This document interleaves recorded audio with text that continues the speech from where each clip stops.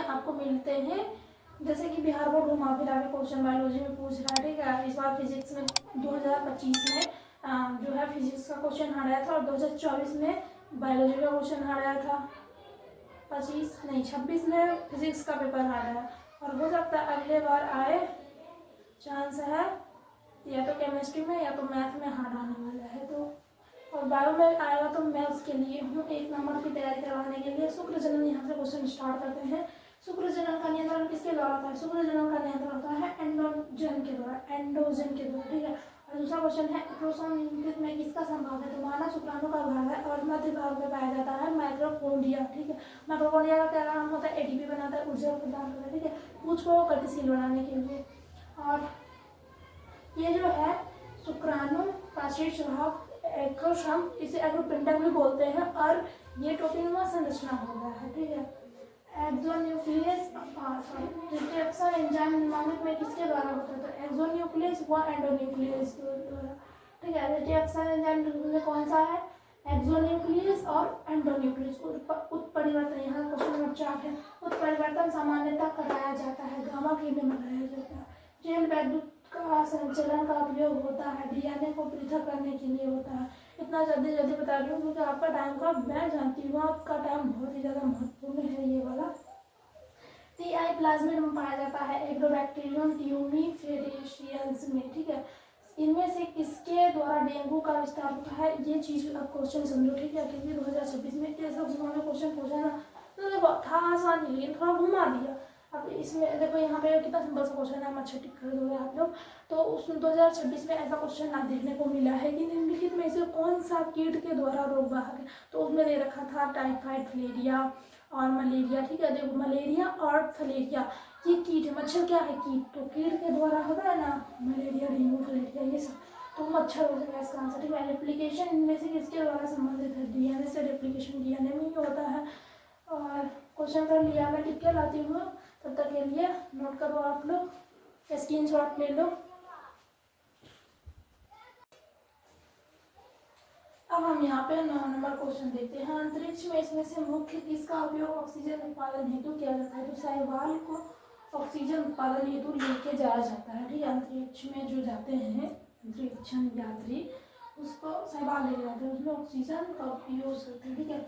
DNA के कटे भाग को जोड़ने हेतु किसका प्रयोग किया जाता है? लाइगेज एंजाइम का उपयोग करता है डीएनए के खंड को जोड़ने के लिए, ठीक है। लाइगेज एंजाइम यहाँ पे देख सकते हैं। बिना ऑक्सीजन के फल बनने की क्रिया को कहते हैं, तो इसे हिंदी में अनिषेक जनन फल बोलते हैं। जैसे इसका एग्जाम्पल में हो जाएगा केला, ठीक है। एग्जाम्पल में क्या आ जाएगा? केला। केला में क्या होता है? अनिषेक जनन फल होता है, और इसको इंग्लिश में बोलते हैं पार्थेनोकॉर्पिक। हिंदी और इंग्लिश दोनों याद रखना, 2 सेंटेंस जैसे कि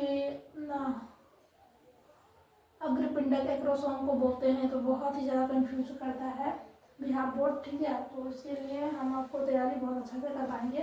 तो देखो अब 12 नंबर क्वेश्चन, यदि पिता का रक्त AB है और माता का रक्त B वर्ग है, तो उसके संतान के रक्त वर्ग O होने की संभावना, अब देखो पिता का AB है और माता का B है, तो 0 होने की 0% चांस है, ठीक है। एक विवाहित जोड़े की पहली 3 पुत्री हैं। एक विवाहित जोड़ा है, जोड़े को नर और मादा के जोड़े को क्या बोलते हैं? दंपत्ति बोलते हैं, याद रखना।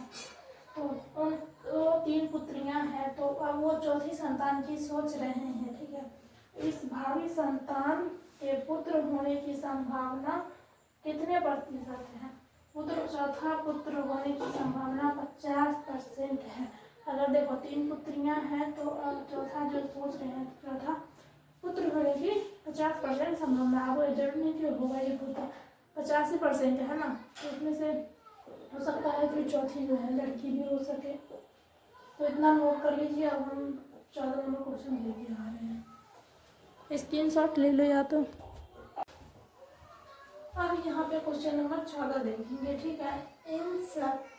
इंसनेटर का प्रयोग किस प्रकार के अपशिष्ट निस्तारण हेतु करना चाहिए? तो अस्पताल में इंसनेटर का प्रयोग किया जाना चाहिए, ठीक है। निम्न में से किससे कॉपर्टी, इसको कॉपर्टी बोलेंगे, ठीक है। निम्न में से किसे कॉपर्टी रोकता है? अंडोसर को रोकता है। जैसे कि ये हमारा गर्भाशय है, मान लो बहुत बेकार सा गर्भाशय बनाऊंगी, ठीक है, ये मान लो, ठीक है। ये नलिका है और ये हमारा यहाँ कॉपर टी लगाया जाता है डॉक्टर या नर्सों के द्वारा। और यहाँ पे मार्गदर्शक होता है कुंभिका छिद्र में, तो ये इसको बंद कर देता है कॉपर टी, ठीक है, उत्सर्ग नहीं होने देता है।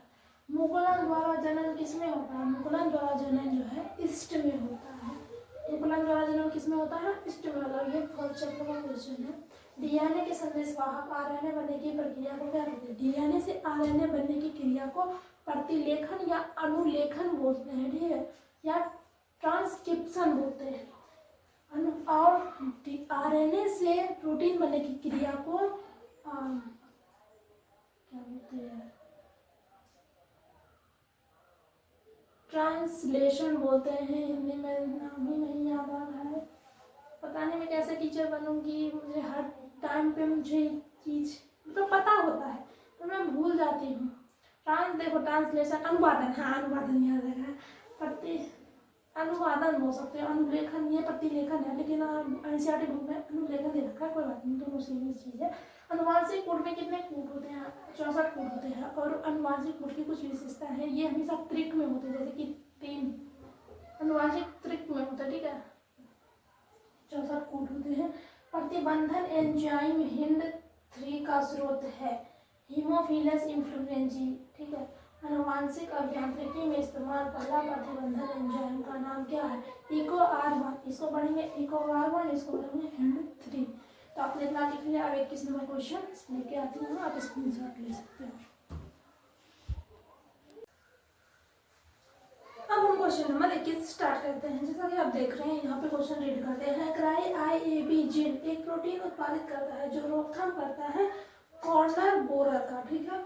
मैं यहाँ पे जैसा कि आप देख रहे हैं, मैं ये MCQ ही क्वेश्चन है, बस मैं इसका आंसर लेके आ रही हूँ, मैं 4 ऑप्शन लेके नहीं आ रही हूँ, ठीक है। तो आप आंसर देते जाइएगा, आपको आ जाओ। तो ये रिवाइज का भी सेशन है, आप रिवाइज कर सकते हैं। निम्नलिखित में कौन जंतुओं के जीन क्लोनिंग हेतु संवाहक है? रेट्रोवायरस या जंतुओं के जीन क्लोनिंग हेतु संवाहक है।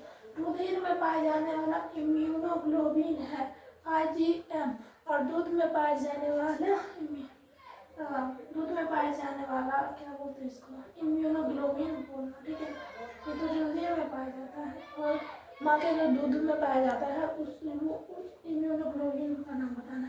निम्नलिखित में कौन विलुप्त प्राणी है? डोडो जो है वो विलुप्त हो चुका है, और इसे रेड डाटा बुक में जो है ना कलेक्ट किया जाता है।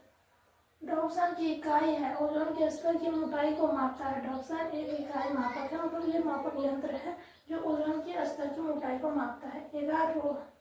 एगारोज किससे प्राप्त किया जाता है? एगारोज जो है समुद्री घास से प्राप्त किया जाता है। हिस्टामिन है, हिस्टामिन एलर्जी का जो है ना, हिस्टामिन से एलर्जी ठीक किया जाता है। जैसे कारक है, सॉरी, एलर्जी का कारक है हिस्टामिन। SCP प्राप्त किया जाता है, SCP क्लोरेरा से प्राप्त किया जाता है। एक ऑप्शन आप दे देना इसका, ठीक है। क्लाइनफेल्टर सिंड्रोम के गुणसूत्र के घटक हैं। क्लाइनफेल्टर सिंड्रोम के गुणसूत्र के घटक हैं 2A+XX1।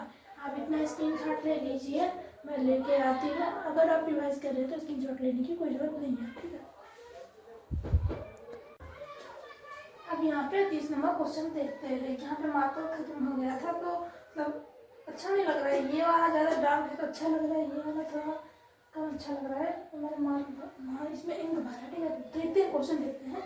एस्ट्रोजन और प्रोजेस्टेरॉन स्रावित होता है। एस्ट्रोजन और प्रोजेस्टेरॉन जो है वो अपरा से स्रावित होता है, ठीक है, स्त्री में। संकरण की पहचान किसके द्वारा की जाती है? संकरण की पहचान जो है ऑटो रेडियोग्राफी द्वारा जो है की जाती है। मनुष्य की प्राथमिक शुक्राणु कोशिकाओं में ऑटोसोम की संख्या 44 होती है, ठीक है। इसमें से कौन यौन संबंध गुण है? वर्णांधता जो है यौन संबंध रोग है। जैसे कि रोग को भी 2 भागों में बांटा गया, एक अनुवांशिक रोग और एक आप बताना। जब कोई एक गुण से अधिक विपरीत जोड़ों द्वारा संचालित होता है तो उसे कहते हैं बहुविकल्पता कहते हैं। इनमें से कौन समापक कूट है? समापक कूट यूरासिल एडेनिन होगा, ठीक है, ये है समापक कूट। एक प्लाज्मिड में खुद से अपना जैसा जो है बना सकता है प्लाज्मिड। और मैं आपको एक चीज बताने वाली थी, इनमें से कौन अगुणित संरचना? अंडाणु। देखो अंडाणु शुक्राणु जो है, युग्म शुक्राणु जो है वो है अगुणित। युग्मनज जो होगा, युग्मनज, ये है हमारा द्विगुणित संरचना 2n, ठीक है, 2n से डिनोट कर सकते हैं। और ये हो गया, इसको बोलते हैं युग्मक। ये नर युग्मक है, सॉरी ये मादा युग्मक है और ये नर युग्मक है। तो युग्मक को n से डिनोट करते हैं, यानी कि अगुणित है, ये द्विगुणित है, पूर्णकोश त्रिगुणित होता है। लिख लीजिए, स्क्रीनशॉट ले लीजिए, आगे लेके आते हैं। अब यहाँ पे हम 38 नंबर क्वेश्चन देखते हैं। 38 नंबर क्वेश्चन है, ओंकोजीन इनमें से किसके लिए उत्तरदायी है? ओंकोजीन जो है कैंसर के लिए उत्तरदायी है। ऑन्कोलॉजी जो है हम कैंसर का अध्ययन करते हैं, उससे बोलते हैं ऑन्कोलॉजी, ठीक है। ये है इसका राइट आंसर, ये हो जाएगा। अब हम 40 नंबर क्वेश्चन देखेंगे, इनमें से कौन सा पौधा जलोद्भिद है, यानी जल में उगने वाला है? तो सिंघाड़ा क्या है, जल में उगता है ना। सिंघाड़ा को देखे होंगे आप, अंदर में वाइट सा हार्ट शेप जैसा रहता है। अब देखेंगे 40 नंबर क्वेश्चन, शरीर के बाहर होने वाले निषेचन को कहते हैं इन विट्रो। शरीर से बाहर टेस्ट ट्यूब में निषेचन कराते हैं, इसे बोलते हैं इन विट्रो।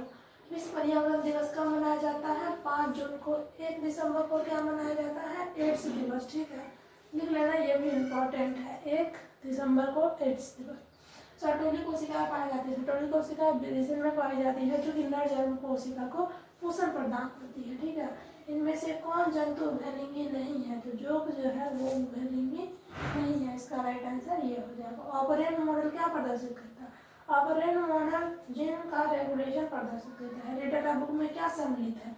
45 नंबर क्वेश्चन है, रेड डाटा बुक में क्या सम्मिलित है? रेड डाटा बुक में वैसे जीव जंतु सम्मिलित हैं जो विलुप्त हो रहे या क्षतिग्रस्त, जैसे कि अब वो नहीं मिलने वाले, तो वैसे जीव जो है प्रेजेंट है।